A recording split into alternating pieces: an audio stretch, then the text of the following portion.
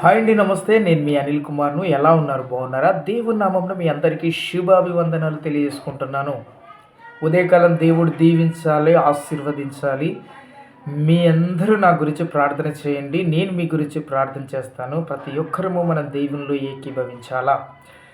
మొట్టమొదటిగా నేను చెప్తున్నటువంటి ఏంటంటే, యవ్వనులు, పెళ్ళి కానటువంటి వాళ్ళు, మీరు దేవుణ్ణి నమ్మండి, దేవునిలో జీవించండి. మీరు దేవునిలో జీవించినట్లయితే దేవుని గురించి మీరు ప్రార్థన చేసి మీకు కావలసినటువంటి సమస్యల గురించి మీరు ప్రార్థన చేసినట్లయితే దేవుడు వింటాడు.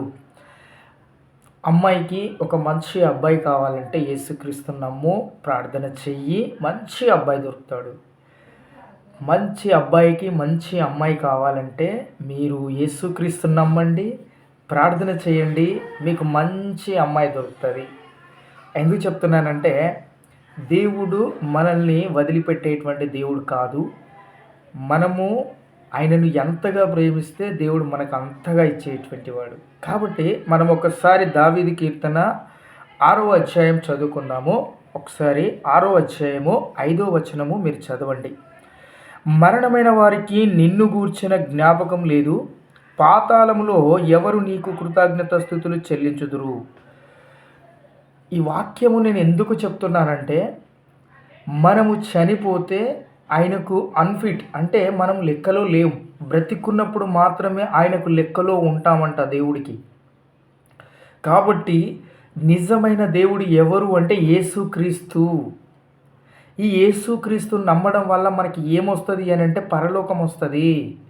ఈ పరలోకం కావాలి అంటే యేసుక్రీస్తుని నమ్మాల్సిందే. దేవుణ్ణి నమ్మితే మనకు మంచి అమ్మాయి దొరుకుతుంది. దేవుణ్ణి నమ్మితే మనకు ఒక మంచి అబ్బాయి దొరుకుతాడు. దేవుణ్ణి నమ్మితే మనకు పరలోక రాజ్యము మనకు ఉంటుంది.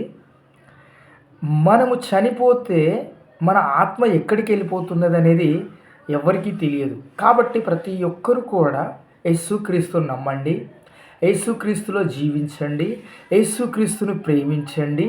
యేసుక్రీస్తుతో మీరున్నట్లయితేనే మనకు అన్ని మంచి ఫలాలు మనకు వస్తాయి. చాలామందిని చూడండి, డబ్బు ఉంటుంది, ఆస్తులు ఉంటాయి, కానీ మనశ్శాంతి ఉండదు. కానీ యేసుక్రీస్తును నమ్మితే మాత్రము మనకు కావలసినటువంటి మనశ్శాంతి దొరుకుతుంది. యేసుక్రీస్తును నమ్మితే మనకు కావలసినటువంటి ఈవులు దొరుకుతాయి. యేసుక్రీస్తును నమ్మితే మనకు అన్నీ కూడా వస్తాయి. కాబట్టి మీరు ప్రతి ఒక్కరు కూడా గమనించాల్సింది, చనిపోతే బూడిదైపోతాం, ఆత్మ మాత్రం చావదు. చాలామంది యవ్వనంగా ఉండేటువంటి ప్రతి ఒక్కరు కూడా, పెళ్ళిళ్ళు చేసుకునేటువంటి వాళ్ళు కూడా ప్రతి ఒక్కరూ యేసుక్రీస్తుని నమ్మండి. మీరు మోకాలు వంచి దేవుని దగ్గర మీరు ప్రార్థించినట్లయితే మీ ప్రార్థన విని మీ జీవితాన్ని బాగుపరుస్తాడు దేవుడు. కాబట్టి ప్రతి ఒక్కరు కూడా ఈ మాట ఉదయకాలము మీరు వినండి, వినండి, వినండి. ఎందుకు చెప్తున్నానంటే, నినవే పట్టణానికి యోనాను పంపించినప్పుడు యోనాతో ఏమంటాడు అంటే, ఈ పట్టణాన్ని నాశనం చేయబోతున్నా అంటే, ఆ పట్టణస్థులు చాలా ఇది యోనాని ఫస్ట్ ఆశ్చర్యపోయాడు. అందమైన బిల్డింగ్లు, అందమైన బంగ్లాలు, అందమైన రోడ్లు ఉన్నాయి. ఇంత మంచి రోడ్లు, ఇంత మంచి బిల్డింగులు ఉండగా ఎందుకు నాశనం చేస్తున్నాడు అని చెప్పేసి ఆయనకే డౌట్ వస్తుంది. అప్పుడు దేవుణ్ణి అడుగుతాడు.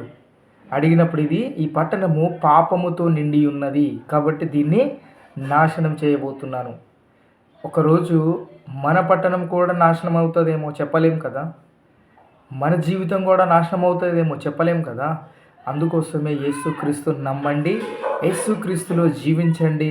నేను చూస్తున్నాను, ఎంతోమందికి చాలా సమస్యలు ఉన్నాయి. ఒక ముస్లిం అన్న చెప్తున్నాడు, అన్న నా కొడుక్కి కిడ్నీలు పెరగలేదు, నా కిడ్నీలు ఇవ్వాలి, నేను చేసుకుంటేనే బతుకుతేనే కానీ నా జీవనం గడవదు, ఏం చేయాలన్నా నా పరిస్థితి ఏం అర్థం అవ్వట్లేదు అని చెప్తున్నాడు. నేను అనుకున్నాను, నా దేవునికి చాలా